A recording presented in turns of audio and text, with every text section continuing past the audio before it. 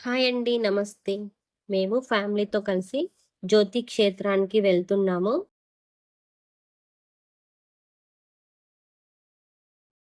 ముళ్ళపాడు మీదుగా పాతరామాపురం తర్వాత రైట్ సైడ్‌కి పెట్రోల్ బంక్ ముందే లోపల వైపుకి రోడ్డు ఉంటుంది. ఇక్కడ నుంచి జ్యోతికి 20 కిలోమీటర్స్, వరికుంట్ల నుంచి 12 కిలోమీటర్స్ ఉంటుంది.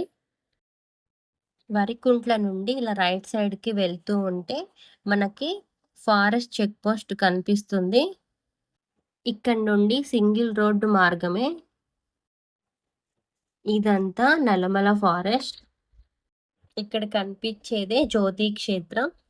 ఇక్కడ స్టే చేయటానికి రూమ్స్ కూడా ఉన్నాయి. ఇలా లోపలికి వస్తే లెఫ్ట్ సైడ్‌కి చిన్న షాప్ ఉంటుంది. పిల్లలు తినేందుకు చిన్న చిన్న ఐటమ్స్ ఇక్కడ దొరుకుతాయి. ఇక్కడ కనిపించేదే స్వామివారి మెయిన్ గుడి.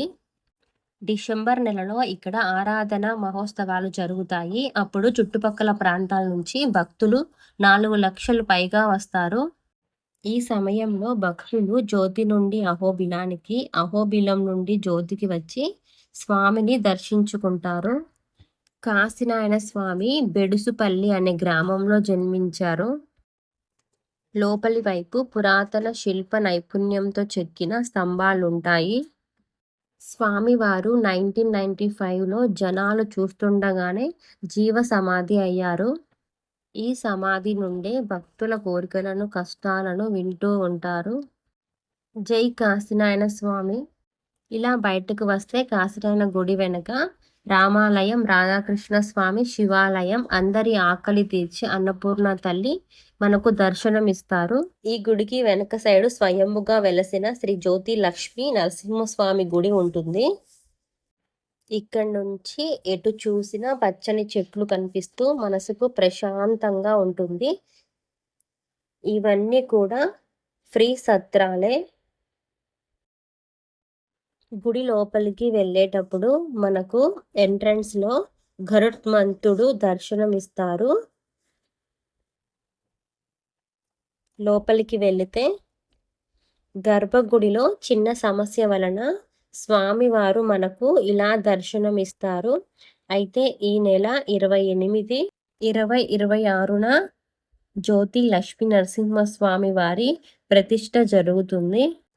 ఈ వీడియో చూసి ఎవరైనా వెళ్ళాలనుకుంటే తప్పకుండా వెళ్ళి స్వామివారిని దర్శించుకోండి. ఇలా బయటకు వస్తే మనకు ఏ ఇన్ఫర్మేషన్ కావాలన్నా, రూమ్స్ కావాలన్నా ఇక్కడే ఇస్తారు. పక్కనే నిత్య అన్నదాన సత్రం ఉంది. ఇక్కడ ఎంతమందికి అయినను నిత్యం అన్నదాన కార్యక్రమం జరుగుతుంది. ఇక్కడ ఒక సైడ్‌కి 1995లో కాశీనాయన స్వామి తిరిగిన వెహికల్ కనిపిస్తుంది. లోపలికి వెళ్ళేటప్పుడే సైడ్‌కు ఈ గుడి కనిపిస్తుంది. ఇక్కడ ఆవు, దూడ సమాధి ఉంటాయి. అంటే స్వామి ఏ క్షణం అయితే కన్ను మూసారో అదే క్షణంలో ఆవు, దూడ 2 కూడా ఒకేసారి కన్ను మూసాయి. అందుకే ఇక్కడ ఆవు, దూడకు సమాధి కట్టి నిత్యం భక్తులు పూజలు చేస్తుంటారు. మనం బయట చూస్తే విశాలమైన స్థలం, పచ్చని చెట్లు, మంచి వాతావరణం కనిపిస్తుంది. ఆరాధన టైంలో ఇక్కడి నుంచి నడిచేవాళ్ళు ఫస్ట్ గరుడాద్రికి, అక్కడి నుంచి పావన నరసింహస్వామి గుడికి, అక్కడి నుంచి అహోబిలానికి చేరుకుంటారు. ఈ మార్గాన కాశీనాయన స్వామి కూడా నడిచేవారంట. జ్యోతి నుండి అహోబిలానికి 20 కిలోమీటర్స్ ఉంటుంది. మామూలు కంటే ఆరాధన టైంలోనే జనాల మధ్య సెక్యూర్‌గా వెళ్ళవచ్చు. మీకు ఈ వీడియో నచ్చినట్లయితే ఒక లైక్ చేయండి. Subscribe to my channel Archana vlogs. Thank you.